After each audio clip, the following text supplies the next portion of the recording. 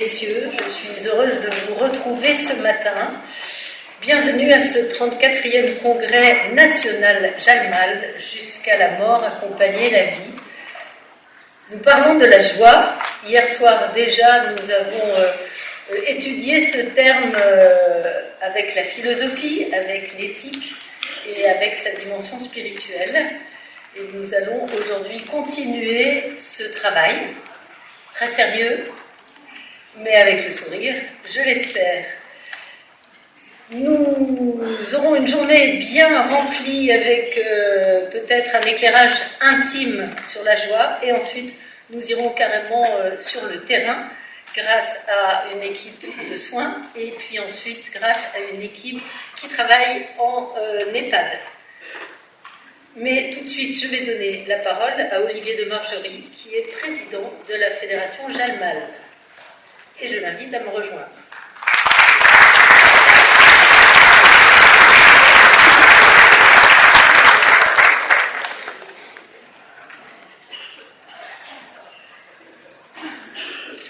Eh bien, merci beaucoup. Et il me semble que le son est absolument parfait. Alors, je voudrais dire deux, trois mots au moment où on commence cette journée. Je ne vais pas être long. Les premiers mots sont quand même pour remercier l'équipe de Saint-Étienne d'avoir eu l'idée et osé inventer ce sujet pour nous cette année, parce que quand même sur ce thème de la joie, c'est excellent de pouvoir travailler ensemble dessus. Hier, on disait, est-ce que c'est pas un peu suspect cette joie ? Eh bien non, sûrement pas. Et en même temps, on disait aussi, oser la partager, oser se l'avouer, et puis peut-être oser la dire à l'extérieur. Et là, je pense que ça donne tout de suite les grands thèmes sur lesquels on va approfondir, travailler ensemble. Alors la journée est bien dense. Et j'ai envie de dire, dans le mode d'emploi de cette journée, pour vous qui êtes là très confortablement assis, ça va bien sûr être de réfléchir à titre personnel avec les apports des uns et des autres en disant est-ce que ça c'est vrai, est-ce que je l'ai ressenti, est-ce que ça m'est arrivé. Ça va être très précieux. Mais il y a une autre partie du travail qui peut se faire ensemble, qui est d'oser évoquer peut-être entre vous, congressistes qui vous êtes réunis, à la pause ou pendant le déjeuner, est-ce que ça t'est arrivé aussi, est-ce que ça vous est arrivé aussi dans votre association de rencontrer ces moments de joie, et de quoi sont-ils faits? Parce qu'au fond, c'est peut-être ce qu'il y a de plus précieux. On est en congrès, ce qui veut dire se rassembler. Vous êtes très nombreux, nous sommes très nombreux, et ça peut être l'occasion d'oser partager avec les uns et les autres ce qu'on a déjà expérimenté sur cette dimension de notre accompagnement. Il y a aussi dans ce sujet, je crois, quelque chose qui touche aux conditions dans lesquelles la joie peut émerger. Alors on a bien entendu hier que cette joie, c'était pas automatique, qu'on ne devait pas être sur le mode « à coup sûr, il y aura une émergence de joie dans mes accompagnements ». Comme il y a eu des très jolis mots, c'est des pointillés qui arrivent dans le cours de nos accompagnements.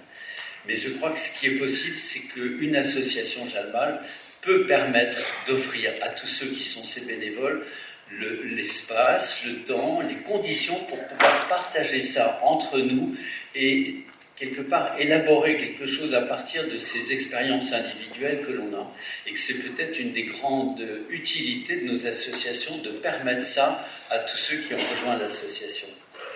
Et si je pousse cette idée jusqu'au bout, je pense que ça rejoint le fait que, comme ça a été dit hier, est-ce que je peux oser la dire, cette joie suspecte ou cette joie si surprenante qui passe, qui émerge, qui me surprend, qui surprend l'autre aussi, et puis qui redisparaît, elle me laisse peut-être marquer pour toujours, et en même temps, ça a eu lieu, c'est fini. Eh bien, je pense qu'il y a derrière une sorte de responsabilité sur notre sujet qui est de dire, sommes-nous capables, en association, de témoigner de cette réalité il y a de la joie aussi en fin de vie.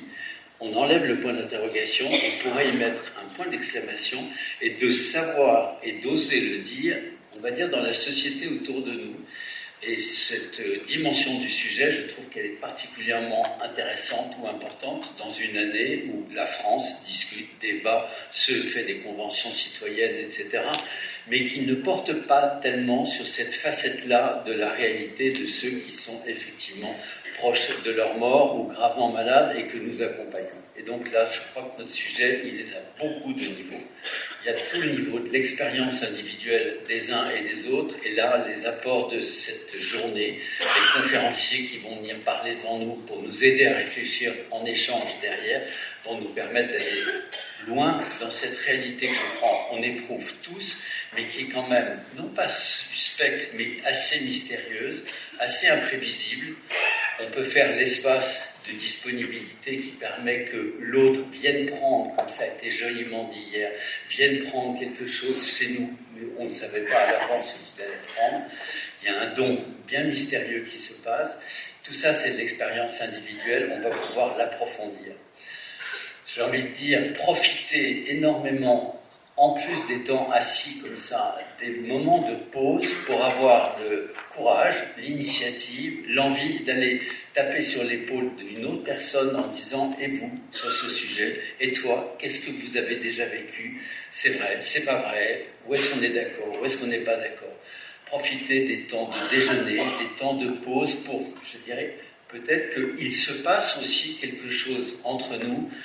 Ce que toute l'équipe de Saint-Étienne a pu faire pour nous, c'est de nous rassembler sur ce sujet. Je ne sais pas combien nous sommes, peut-être 250, un peu plus. Je crois que nous sommes de 57 associations Jeanne Mal qui ont pris leur bâton de pèlerin, qui ont pris le train. Certaines ont pris l'avion pour venir. Il y a là quelque chose qui peut nous permettre qu'il se passe quelque chose entre nous grâce à tout ce qui a été préparé par l'équipe de Saint-Étienne. Et vraiment, je voudrais leur dire merci, depuis le choix du sujet jusqu'au fait qu'on est tous là dans des merveilleuses conditions. Et puis, voilà, j'ai perdu le fil de ce que je voulais vous dire. La fin de la phrase va tomber à l'eau, mais c'est pas grave, je crois que je vous ai dit l'essentiel.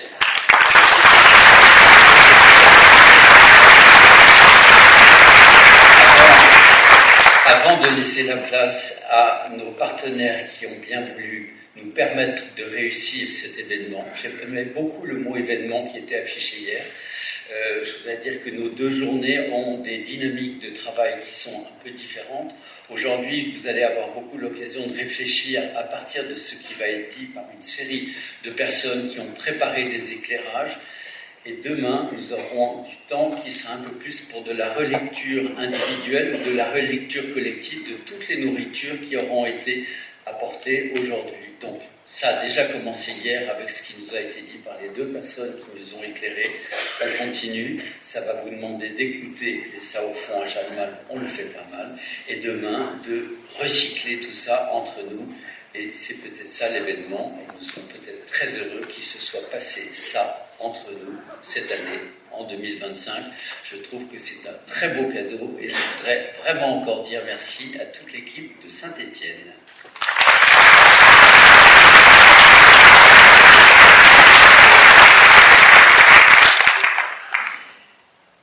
La ville de Saint-Étienne, bien sûr, est partenaire de cet événement. Elle a contribué, alors je vous le dirai à la fin, à sa réussite sans doute. Et pour ça, j'accueille M. Gaël Perdriau, le maire.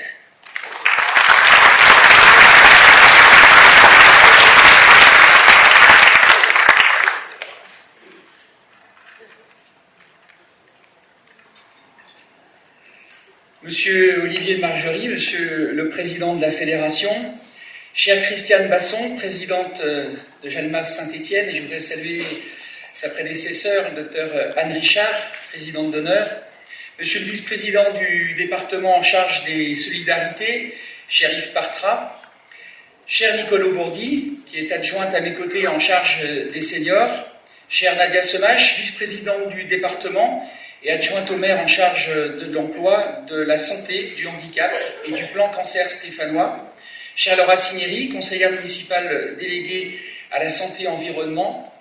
Mesdames et messieurs, c'est vraiment un grand honneur et une vraie émotion de vous accueillir ici à Saint-Étienne pour ce congrès national. Et je voudrais remercier du fond du cœur celles et ceux, les Stéphanois, qui l'ont pensé, qui l'ont organisé. 2 années de travail et vraiment c'est aujourd'hui une grande joie de vous voir si nombreux dans notre ville. Je mesure pleinement la portée de cette rencontre parce que derrière l'intitulé d'un congrès, il y a un engagement immense, celui d'accompagner la vie, jusqu'à son terme, avec humanité, avec lucidité, avec tendresse aussi. Depuis plus de 40 ans, le mouvement Jalmave tient une place unique dans notre société. Vous avez su ouvrir un chemin difficile, mais essentiel, celui d'une parole libre, douce, exigeante aussi, sur la mort, sur la fin de vie, sur ce que cela signifie d'être présent quand la médecine touche à ses limites, mais que la relation, elle, reste possible, aussi difficile soit-elle parfois. Jusqu'à la mort, accompagner la vie. C'est plus qu'un nom, c'est une éthique, un appel à tenir la main de ceux que l'on pourrait croire arriver au bout de tout et qui pourtant vivent encore. Ils ressentent, ils espèrent, parfois simplement ont besoin qu'on reste là. Et vous portez cette présence, ce supplément d'âme. Et je veux ici, au nom de la ville de Saint-Étienne, vous exprimer toute ma reconnaissance. Je veux aussi remercier et saluer le travail remarquable de l'équipe locale autour de Christiane Basson. À Saint-Étienne, nous connaissons votre engagement, votre ténacité, votre capacité à accompagner les personnes, à soutenir les familles, à former les bénévoles, à porter une parole éclairée dans l'espace public. Ce que vous faites n'est pas toujours visible, mais je vous assure qu'il est profondément utile et qu'il fait partie de ce qui rend notre ville plus humaine. Nous le savons, la fin de vie n'est pas une affaire de spécialistes, c'est une question de société, une question qui nous oblige toutes et tous. Et sur cette question, en préparant cette matinée, un événement est remonté en moi. Et je voulais vous dire que moi aussi j'ai été bousculé dans certaines certitudes. Et j'avais envie de vous le partager ce matin. Parce que je crois que ça donne également la dimension et la difficulté de la mission que vous conduisez. Je suis chrétien. Et longtemps, l'idée même d'une aide à mourir m'a paru inconcevable. C'était à mes yeux une ligne rouge, une conviction. Mais la vie, elle se résume rarement à des principes. Elle vient parfois vous chercher là où on ne l'attend pas. Un oncle très proche a été victime d'un AVC massif. Il est resté plus de 6 mois dans le coma. Aucune réaction, aucun signe. Et autour de lui, avec sa famille, je vivais l'épuisement, le désespoir. Et je me souviens m'être dit, en silence, que si un jour un médecin venait proposer d'abréger ses souffrances, je serais volontaire, parce que je ne supportais plus de voir la souffrance de son entourage, de la famille, par lassitude, par douleur, peut-être aussi par amour, mais un amour à bout de souffle. Et puis, contre toute attente, au bout de ces 6 mois, il s'est réveillé. Et il a encore vécu plus de 6 années, et de belles années.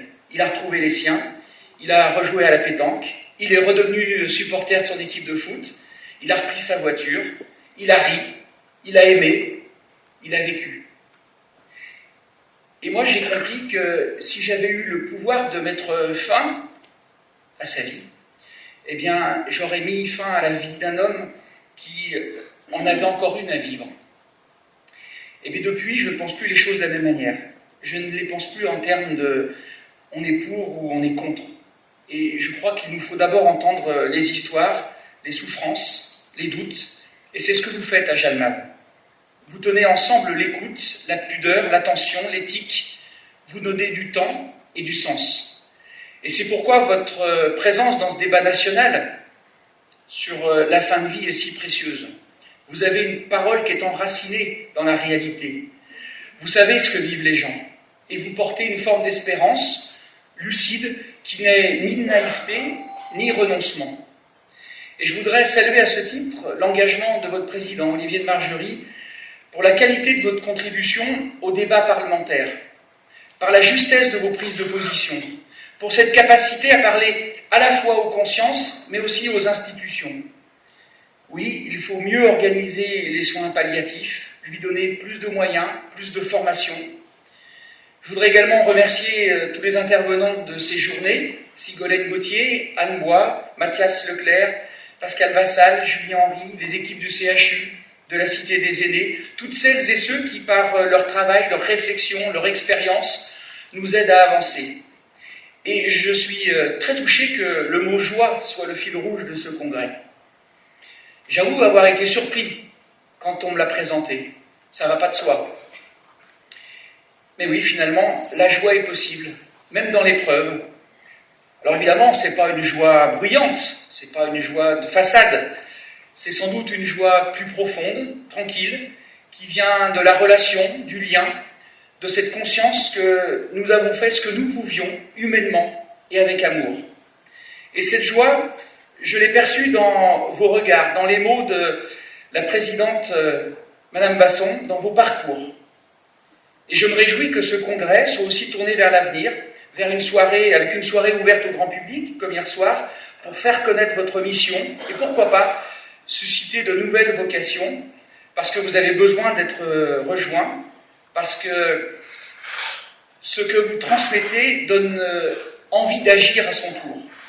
Alors merci à vous, merci pour ce que vous portez, pour ce que vous êtes, merci pour la dignité, la douceur, l'humanité que vous apportez, là où parfois tout vacille. Vous faites honneur à la vie, vous faites honneur à Saint-Étienne en organisant ce congrès dans notre ville. Je vous souhaite un congrès riche, fraternel, porteur de sens, mais aussi d'espérance. Merci à tous et je vous souhaite une belle journée.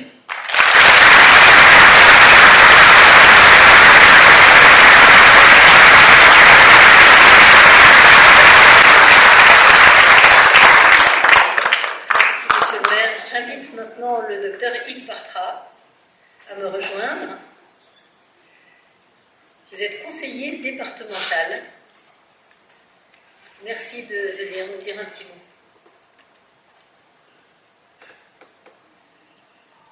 Bonjour à tous. Je ne vais pas reprendre le protocole que Gaël Perdrieux a très bien fait. Je voulais surtout excuser le président Georges Ziegler qui était pris ce matin. Mais nous sommes deux vice-présidents du département présents pour signifier notre intérêt pour votre congrès aujourd'hui. C'est un congrès qui parle de la joie. Alors, j'en parlais tout à l'heure avec mon collègue, j'ai 37 ans de médecine générale derrière moi, 20 ans de gériatrie, et la fin de vie, on a appris à la vivre, peut-être pas à la connaître, mais au moins à la vivre. J'ai découvert pendant ce qu'on appelait dans le temps la capacité de gériatrie, que le professeur Gontier nous incitait, avec juste raison à faire. J'ai découvert ce que c'était que la fin de vie. Je me souviens que j'étais allé faire un stage à l'hôpital qui s'appelle Alix, dans le Beaujolais, qui dépend des hôpitaux de Lyon, avec une spécialiste que Anne Richard doit bien connaître, qui s'appelle Marlène Filbet. Et j'ai passé une semaine dans cet hôpital magnifique du Beaujolais, et j'ai découvert ce que c'était. J'ai un souvenir, je fais comme Gaël, je donne un souvenir précis. On faisait le tour et on s'arrête devant un lit d'un jeune homme de 20 ans, tumeur cérébrale. Et il pose la question à Marlène en lui disant comment ça va, et Marlène lui dit, vous savez, dans quelques jours vous ne serez plus là. Le choc, je vous jure, le choc.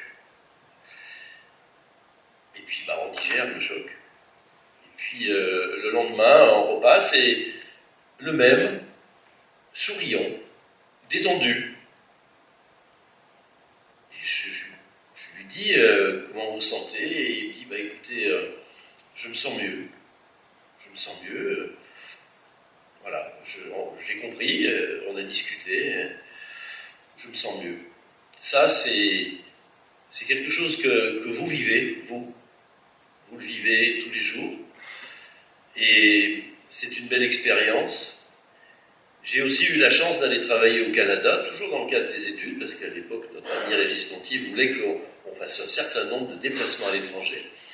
J'ai découvert aussi, là encore, les soins palliatifs. J'ai découvert en Suisse, à Genève, avec une spécialiste qui nous avait fait une excellente formation sur la fin de vie et sur la spiritualité. Elle nous avait vraiment bien expliqué, et ça vous le savez, cette grosse différence qu'il y a entre la religion et la spiritualité. toutes ces formations qu'on a eues, et puis cette façon qu'on avait peut-être de travailler, nous les vieux médecins, n'est-ce pas, docteur Ted? On faisait des visites à domicile. Aujourd'hui, c'est devenu un tabou. On ne fait plus de visites. On ne voit plus les gens dans leur contexte, on ne voit plus les gens dans leur famille. Et c'est très regrettable. Et les accompagnements de fin de vie, on en a fait. C'est vrai qu'on a aussi aidé des patients à partir. On ne les a pas tués, mais on les a aidés. On les a aidés moralement, on les a aidés par notre présence. On les a aidés par des paroles, peut-être pas les bonnes, peut-être pas les vraies. Mais on est tous pareils. Il n'y a pas la vérité. Ce qui compte, c'est d'être présent, c'est de les écouter. Et des fois de les voir sourire. Et j'ai, par chance, souvenir d'avoir vu sourire des gens en fin de vie et de leur apporter un minimum de bonheur. Alors, simplement, au nom du département de la Loire, et au nom aussi de l'Ordre des médecins dont je suis le secrétaire général, je vais vous dire un grand merci à tous. Ne désespérez pas, vous n'avez pas la science, vous n'avez peut-être pas la perfection, mais vous avez surtout le contact humain, vous avez cette écoute et ce regard que beaucoup de gens n'ont pas, que beaucoup de gens n'ont plus. Alors surtout, gardez-le. Et puis, passez une excellente journée. Et puis, moi, je vous retrouverai ce soir parce qu'on a énormément de choses aujourd'hui de prévues dans notre beau département. Je disais à Gaël Perdriau qu'en venant ce matin, il y avait 10 minutes sur RTL qui vantait la ville de Saint-Étienne. J'y suis né, j'en suis tellement fier. Voilà, en tout cas, la ville de Saint-Étienne et le département de la Loire, nous sommes très heureux de vous accueillir tous. Et puis, voilà. Merci pour votre écoute et belle journée.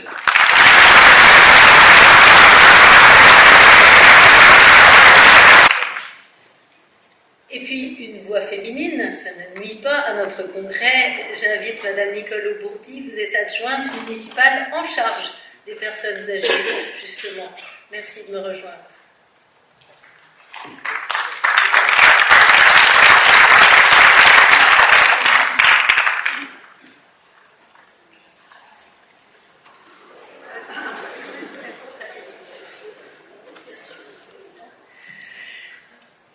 Mesdames, Messieurs les élus, Mesdames et Messieurs, chers amis, un grand honneur pour moi de prendre la parole aujourd'hui.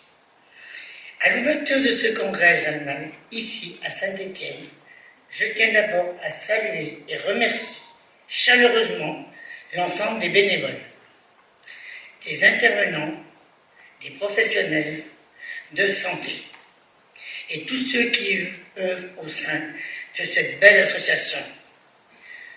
Votre engagement nous rappelle qu'il y a même les moments les plus fragiles de l'existence, une place pour l'écoute et la considération, et comme le dit le thème de ce congrès, pour la joie. Permettez-moi, dans ce cadre, de vous parler d'un engagement municipal qui nous est cher, celui qui nous a permis il y a quelques jours à obtenir l'obtention d'un label platine Ville Amie des aînés, décerné par le réseau francophone, soutenu par l'Organisation mondiale de la santé.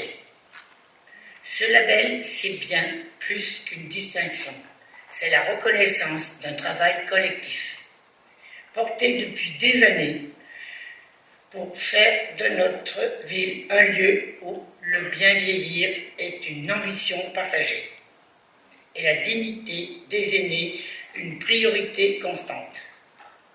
Mais c'est un engagement pour l'avenir, car accompagner les personnes âgées, c'est penser l'aménagement urbain, les services, la santé, les liens intergénérationnels, mais c'est aussi, et peut-être avant tout, réaffirmer leur place pleine et entière dans la cité. Refuser l'isolement, refuser l'invisibilisation, accompagner tout simplement jusqu'au bout, avec humanité et respect. En cela, notre démarche se rejoint. Jalmal et le programme Ville Amie des aînés partagent les mêmes visions, celle d'une société où chaque vie, jusqu'à son dernier souffle, mérite présente, attention et reconnaissance. Alors merci. Merci à vous pour ce que vous faites chaque jour. Et merci de nous rappeler par ce congrès qu'il peut y avoir, oui, un peu de joie dans la faille de vie. Et que cette joie naît souvent d'un regard, d'un geste et d'une parole. Très beau congrès à vous tous.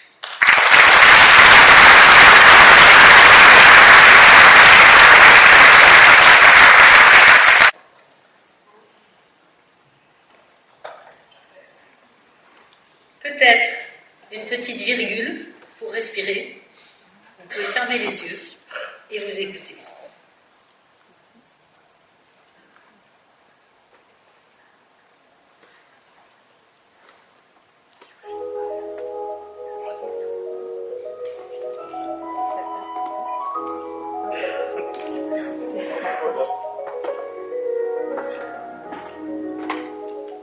Vous êtes d'origine marocaine et vous vivez en Italie. Tout cela fait de vous un personnage haut en couleur. Vous parlez fort, votre corps est toujours en mouvement. Vous êtes drôle, plein de charme. Vous accompagnez votre frère, il est votre aîné, votre confident, votre ami, votre père. Il se meurt dans ce service des soins palliatifs et vous avez pris quelques congés pour être au plus près de lui. Vous accompagnez son épouse qui semble complètement perdue dans ce monde médical. La mort est survenue un mardi à midi.